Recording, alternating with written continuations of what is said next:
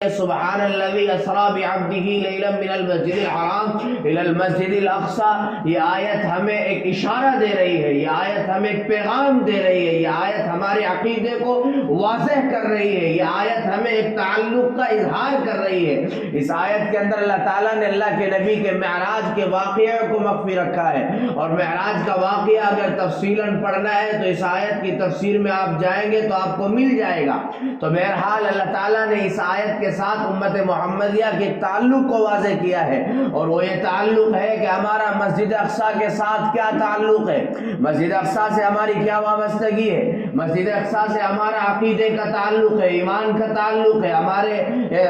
اسلام کا تعلق ہے، ایمانی غیرت اور حمیت کا تعلق ہے. مسجد اقصیٰ سے ہمارا تعلق قرآن بیان کر رہا ہے، مسجد اقصیٰ سے ہمارا تعلق اللہ کے نبی صلی اللہ علیہ وسلم کی حدیث بیان کرتی ہے. اگر آج مسجد اقصیٰ کے ارد گرد ظالمین ظلم کر رہے ہیں، اور مسجد اقصیٰ کے ارد گرد ظالمین وہاں کے رہنے والے مظلوم پر ظلم کر رہے ہیں، ان پر بمباریاں کر رہے ہیں، ان پر ہر طریقے سے ظلم اور ان کے کھانے اور پینے کے وسائل کو گھیر رہے ہیں، تو اس موقع پر ہمارے لیے ضروری ہے کہ ہم اپنے طور سے جتنے اقدامات اٹھا سکتے ہیں اٹھائیں. اس لیے کہ اللہ تعالیٰ نے قرآن کریم کے اندر اعلان فرما دیا کہ ایک مسلمان دوسرے مسلمان کا بھائی ہے، اور اس بھائی ہونے کے ناطے ہماری یہ ذمہ داری بنتی ہے کہ مسلمان دنیا کے جس کونے میں بھی اذیتوں کا سامنا ہو رہا ہے، میں اس منبر پر بیٹھ کر صرف مسلمان کی ہی نہیں، میں تو یہ کہتا ہوں اسلام کی تعلیم تو یہ ہے کہ مسلمان ہی نہیں بلکہ کوئی بھی کسی بھی مذہب کا بھی انسان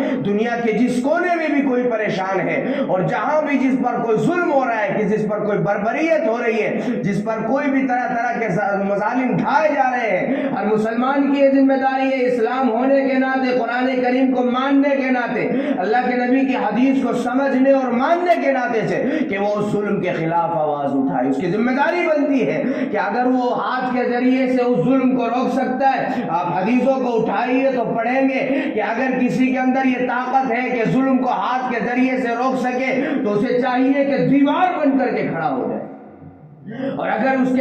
کے علاوہ کوئی ایسا نہیں کر سکتا، زبان کے ذریعے سے روک سکتا ہے. سوشل میڈیا کا زمانہ ہے، آپ کے اندر واقفیت ہے، آپ کے اندر یہ طاقت ہے، آپ کے اندر یہ قوت ہے کہ آپ ظلم کے خلاف بول سکتے ہیں، آپ کی آواز دنیا کے کونے کونے میں جا سکتی ہے. تو اب آپ کی ذمہ داری ہے کہ اپنی زبانوں کو وسیع کریں، اپنی زبان کو ظلم کے خلاف چلائے، اپنے زبان کو مظلوم کی حمایت میں لائے، اپنی زبان کو قرآن اور حدیث کی روشنی میں آتے ہوئے مظلوم کی حمایت کرنے کے لیے کھولے. اور پھر اگر آپ یہ بھی نہیں کر سکتے تو تیسرا آپشن ذکر فرما دیا کہ پھر دل سے اس کو برا تسلیم کر لے. یہ ہر آدمی کر سکتا ہے، ہر آدمی یہ کر سکتا ہے. ہمیں معلوم ہے مظلوم پر ظلم ہو رہا ہے، ظالم سینہ تان کر کے چل رہا ہے، تو اب ہماری ذمہ داری یہ ہے کہ ظالم کو دل سے نفرت کی نگاہ سے دیکھے، ظالم کے ہر پروڈکٹ کا بائیکاٹ کرے. ہم کیا سمجھتے ہیں کہ پروڈکٹ کے بائیکاٹ سے کوئی فائدہ حاصل نہیں ہوتا؟ حضرت الاستاذ متکلم اسلام مولانا محمد الیاس گمن صاحب دامت برکاتہم العالیہ فرماتے ہیں کہ اہل حق کو چاہیے کہ اس کا وزن چاہے ایک من ہو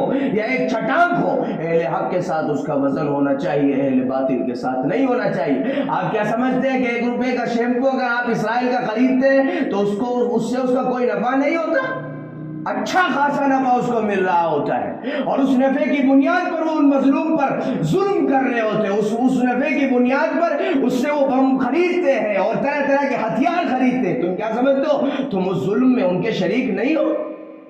کیا تمہارے ان کے پروڈکٹ نہ خریدنے سے تمہارا گزر بسر نہیں ہے؟ کیا یہ اب اس حد تک ہمارا ضمیر مر چکا ہے کہ ہم ان کا پروڈکٹ کا بھی بائیکاٹ نہیں کر سکتے، اور ہم اس کو بالکل ہلکے میں لے رہے ہیں؟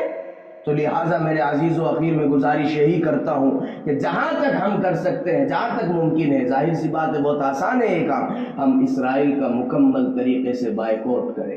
مکمل طریقے سے. اس کا پروڈکٹ سے ہمارا کوئی تعلق نہیں، اس کی بنیاد پر وہ ظلم کرتا ہے، بربریت کرتا ہے، اور یہ انسانیت کے بھی خلاف ہے